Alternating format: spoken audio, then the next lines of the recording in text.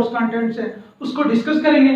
तो इसमें सबसे पहले है एरर्स एंड अनसर्टेनिटीज, सेकंड है systematic error and random error, इसके बाद नेक्स्ट है fractional uncertainty and percentage uncertainty. तो लास्ट में है आज के जो कंटेंट्स में है assessment of total uncertainty in final results. तो ये फाइनल रिजल्ट एडिशन से भी हो सकता है, सब्ट्रैक्शन से भी हो सकता है, मल्टीप्लिकेशन से हो सकता है, डिवीजन, या अगर हमारे पास फाइनल रिजल्ट में पावर आ रही है तो उसकी हमने टोटल जो अनसर्टेनिटी है वो कैसे फाइंड करनी है। तो फर्स्ट हम इनिशिएटिव लेते हैं आज का एरर एंड अनसर्टेनिटी। तो सबसे पहले जो एरर है ये क्या है, तो एरर है हमारे पास जो एक्चुअल वैल्यू होगी किसी चीज की और मेजर्ड वैल्यू में जो वेरिएशन होती है उसको हम नाम देते हैं एरर का। यानी फर्ज करें हमारे पास कोई रॉड है, उसकी हम लेंथ मेजर करते हैं, तो जो उसकी एक्चुअल लेंथ आती है, यानी उसकी एक्चुअल लेंथ को मैं ज़ाहिर कर देता हूँ एक्स ए से, तो जो उसकी एक्चुअल लेंथ है वो है हमारे पास 1.5 मीटर।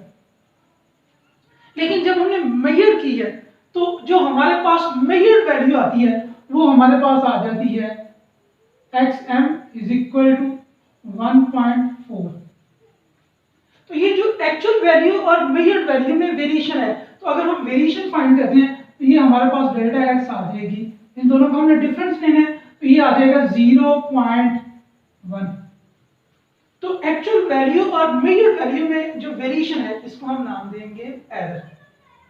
नेक्स्ट है कि कौन सी ऐसी रीजंस हैं जिसकी वजह से जो एरर है ये क्रिएट होता है।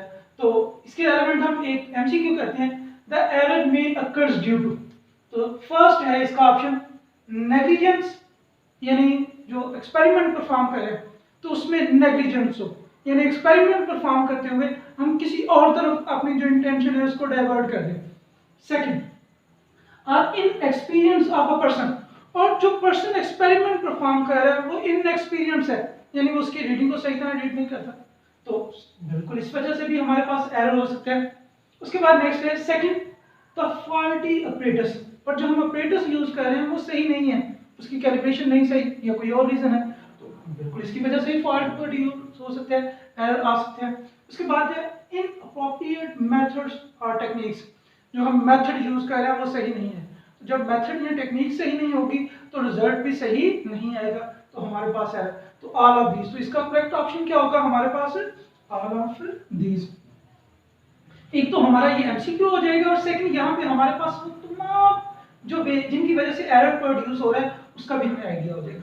उसके बाद नेक्स्ट है सेकंड हिस्सा इसका अनसर्टेनिटी। तो अनसर्टेनिटी में अकर्स ड्यू टू, तो अनसर्टेनिटी किस वजह से हमारे पास अकर्स होती है।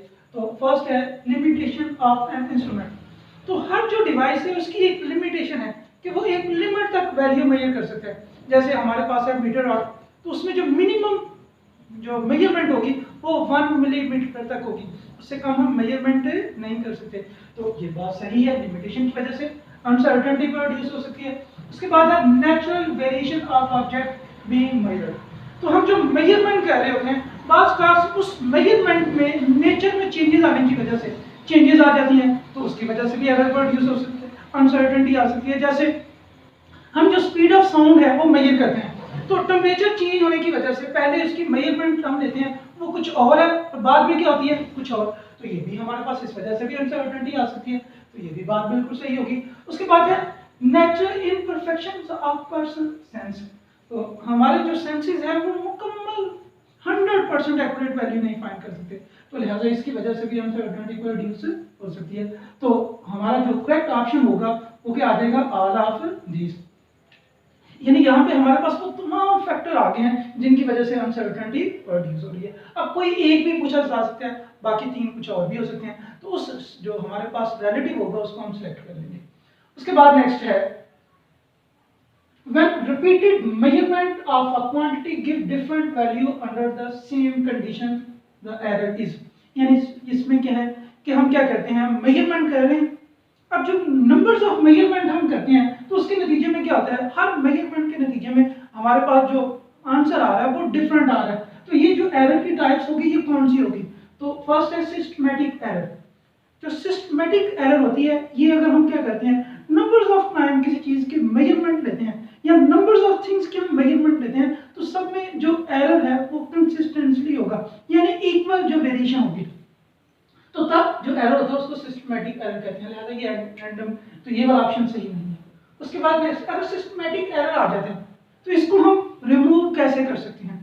तो सिस्टमैटिक एरर हमारे पास नंबर्स ऑफ रीजंस की वजह से है, जैसे पुअर कैलिब्रेशन, यानी किसी डिवाइस की जो हमने कैलिब्रेशन की है वो सही नहीं है।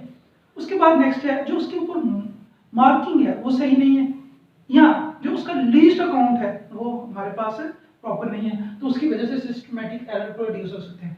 उसके बाद रैंडम एरर, तो रैंडम एरर में हमारे पास ऐसा होता है कि अगर हम नंबर्स ऑफ टाइम रीडिंग ले तो हर दफा हमारे पास वैल्यू कुछ और आएगी, उस एरर को हम क्या नाम देते हैं? Random error.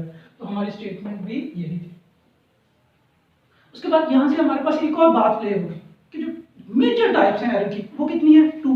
अब यहां से एक और तरह से भी एमसीक्यू आ सकता है, ये भी पूछा जा सकता है the numbers of major error is, तो वो कितनी होंगी? एक हमारे पास सिस्टमैटिक एरर होगी और दूसरी क्या होगी? Random error. नेक्स्ट है कि जो एरर है उनको एक्सप्रेस करने के हमारे पास कितने मेथड्स हैं? तो फर्स्ट है एब्सोल्यूट एरर। जो एब्सोल्यूट एरर होगी इसमें हम क्या करते हैं, जो हमारे पास एक्चुअल वैल्यू होगी और मेजर वैल्यू में जो डिफरेंस होगा वो हमें क्या बताएगा? Absolute error. यानी फर्ज करें दो क्वांटिटीज गिवन है, जैसे ये x जो एक्चुअल वैल्यू है वो बता दी है और साथ क्या किया जाता है उसकी मेजर्ड वैल्यू बता दी जाती है, और आपको कहा जाता है कि इसकी जो हमारे पास है एब्सोल्यूट एरर जो है वो क्या होगा, तो वो हम क्या कर लेंगे? इन दोनों के डिफरेंस से फाइंड कर लेंगे, तो ये हमारे पास क्या आ जाएगा? उसका एब्सोल्यूट एरर। उसके बाद अगर रिलेटिव एरर के रेलेवेंट एमसीक्यू आ जाते हैं कि कोई क्वांटिटी गिवन होती है उसका हमने क्या फाइंड करना है? उसका हमने फाइंड करना है रिलेटिव एरर। तो absolute error divided by actual value, यानी ये है हमारे पास क्या है?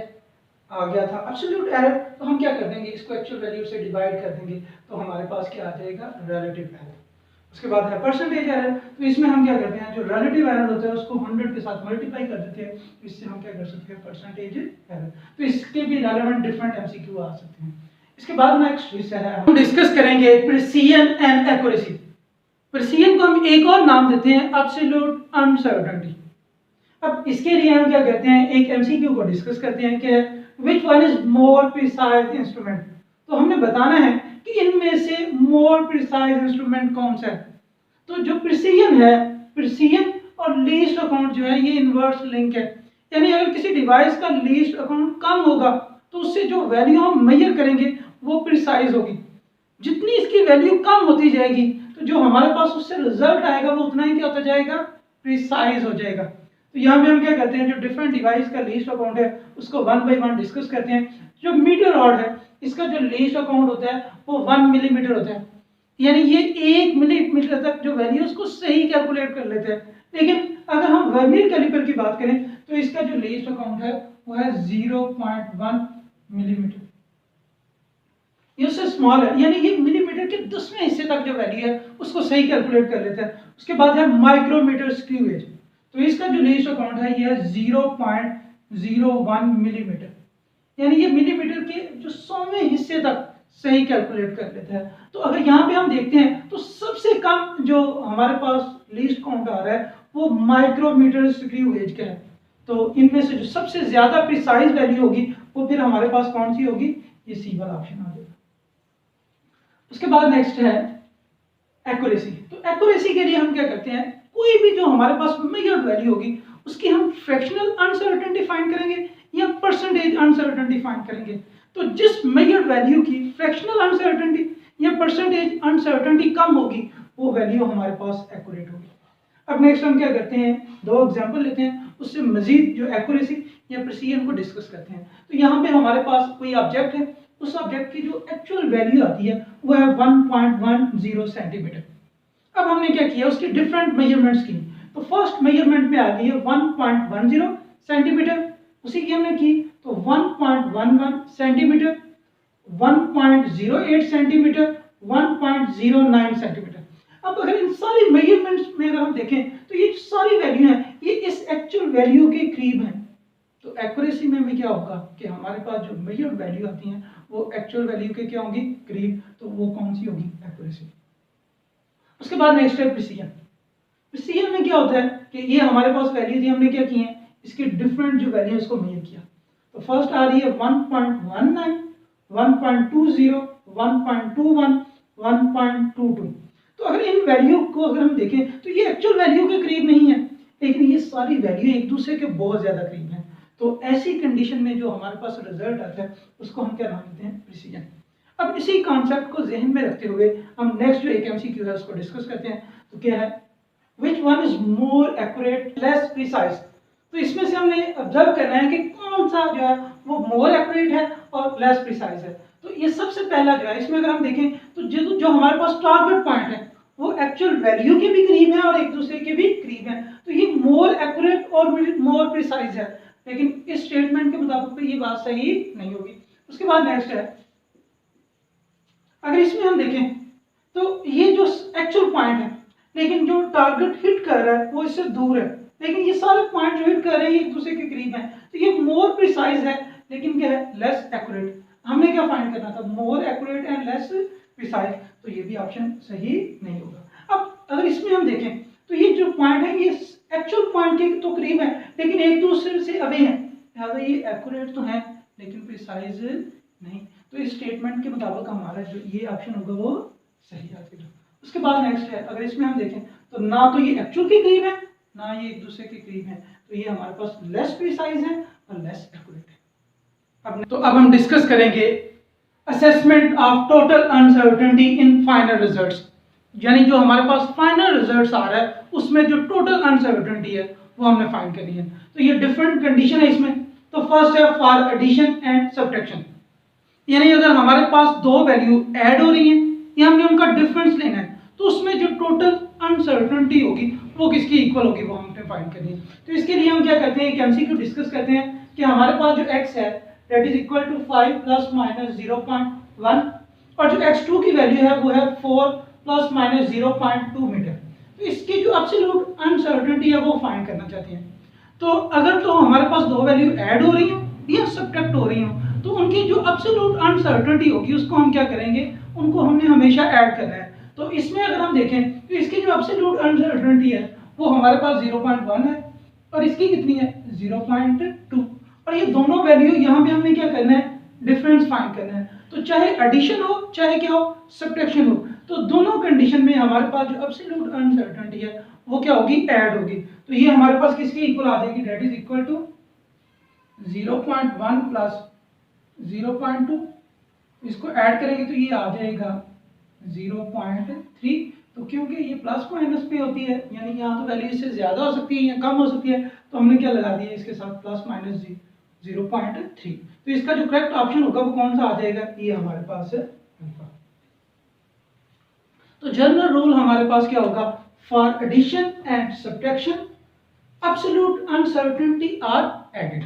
उसके बाद नेक्स्ट है फॉर मल्टीप्लिकेशन एंड डिवीजन, अगर हमारे पास दो नंबर मल्टीप्लाई हो रहे हो या डिवाइड हो रही हो तो हमने क्या करना है, फिर हम उनकी परसेंटेज अनसर्टेनिटी फाइंड करेंगे और उस परसेंटेज अनसर्टेनिटी को हम क्या कर देते हैं, ऐड कर देते हैं। तो इसके लिए भी हम क्या करते हैं, एक एग्जांपल लेते हैं। फर्ज करें कि हमारे पास यही दो वैल्यू है, अब इनका हमने प्रोडक्ट लिया है x is equal to x1 into x2, तो ये दोनों वैल्यू क्या हो रही है, मल्टीप्लाई हो रही है। तो इसके लिए फिर हम क्या करेंगे, जो x1 है इसकी भी परसेंटेज अनसर्टेनिटी फाइंड कर लेंगे। तो परसेंटेज अनसर्टेनिटी हम कैसे फाइंड करते हैं, अनसर्टेनिटी अब जिस वैल्यू है मल्टीप्लाई बाय 100, तो ये हमारे पास 2% आ रही है।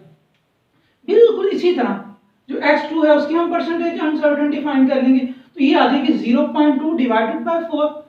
क्यों 0.2 है, किस वैल्यू में है, 4 में, तो मल्टीप्लाई करेंगे 100 के साथ, तो ये आ गई। तो ये दोनों में हमारे पास परसेंटेज अनसर्टेनिटी आ गई है। तो इसमें हमने क्या करते हैं, मल्टीप्लिकेशन हो या डिवीजन हो उसमें परसेंटेज अनसर्टेनिटी क्या कर देते हैं, ऐड कर देते हैं। तो जब हम दोनों को ऐड करेंगे तो हमारे पास जो परसेंटेज अनसर्टेनिटी आ जाएगी वो है 4.5%।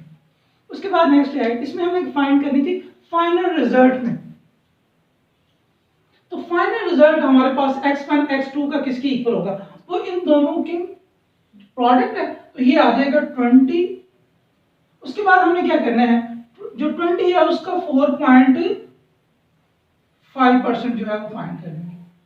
तो ये हमारे पास आ जाएगा 20 इंटू 4.5 डिवाइडेड बाय 100। तो अगर इसका हम परसेंटेज फाइंड करेंगे तो ये हमारे पास आ जाएगी वैल्यू, इसकी कोई भी सर्टेन वैल्यू आ जाती है। बाद में हम क्या करेंगे, इसी वैल्यू को 20 के अंदर प्लस माइनस कर देंगे, तो ये हमारे पास क्या आ जाएगी इसकी परसेंटेज।